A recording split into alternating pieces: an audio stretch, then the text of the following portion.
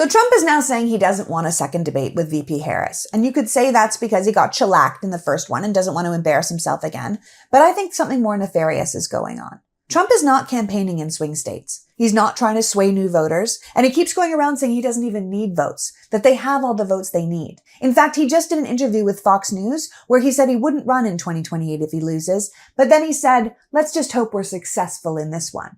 Not let's hope we win this one. Let's hope we're successful.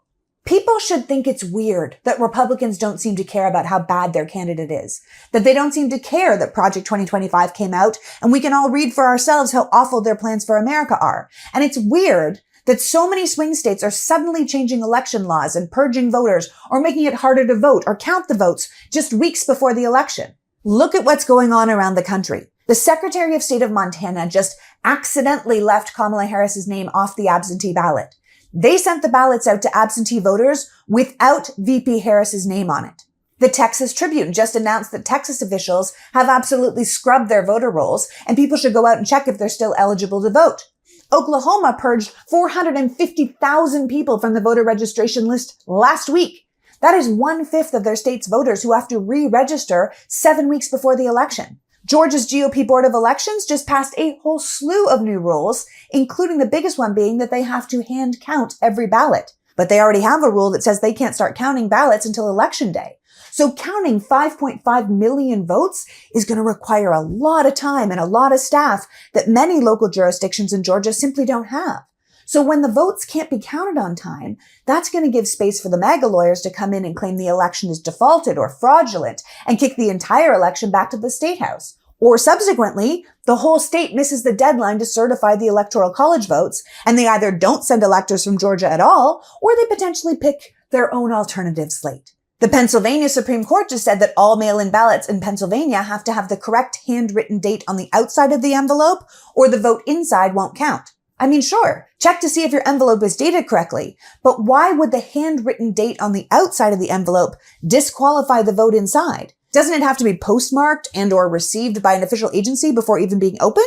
Republicans even tried to change the rules in Nebraska for how the electoral counts would be awarded less than 50 days before the election. You have to ask yourself, what are they doing? And why do they keep accusing Democrats of trying to cheat? Talk about projection.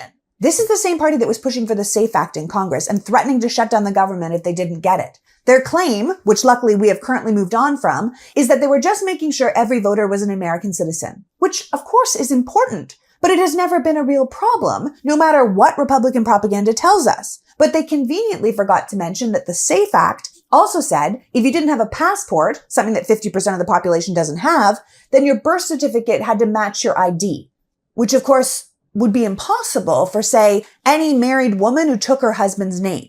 And there are lots of people who say, so just use your marriage certificate to prove that you changed your name. But the SAFE Act says absolutely nothing about your marriage certificate or license to count as ID. And it takes time to find that document and submit it and process it when we only have weeks before the election.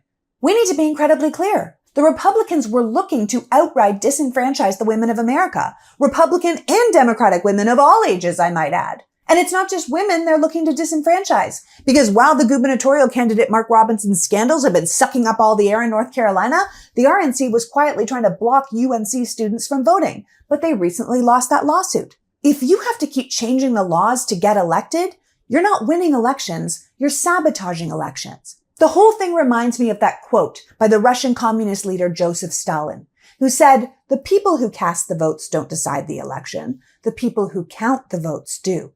So look around at what's happening in America right now. The Republicans aren't trying to win. They're trying to make sure the Democrats can't win.